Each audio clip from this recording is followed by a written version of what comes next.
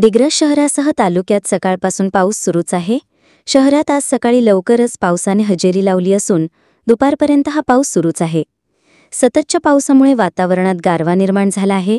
रस्त्यावर ठिकठिकाणी पाणी साचल्याचे चित्र दिसत असून नागरिकांना वाहतुकीत अडचणींना सामोरे जावे लागत आहे.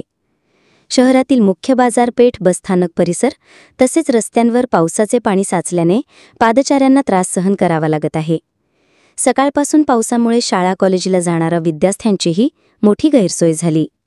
काही भागात विजेचा पुरवठा खंडित झाल्याच्या तक्रारीही नागरिकांकडून करण्यात आल्या. मागील काही दिवसांपासून अधूनमधून पाऊस पडत होता, मात्र आज सकाळपासून सुरू झालेल्या सततच्या पावसामुळे वातावरणात बदल झाला आहे. शेतकऱ्यांच्या पिकांसाठी हा पाऊस नुकसानचे असल्याचे बोलले जात आहे. तसेच शहरातील दैनंदिन जीवन विस्कळीत झाले आहे. हवामान विभागाने पुढील 2 दिवसांसाठी जोरदार पावसाचा इशारा दिल्याने नागरिकांना सतर्क राहण्याचे आवाहन करण्यात आले आहे.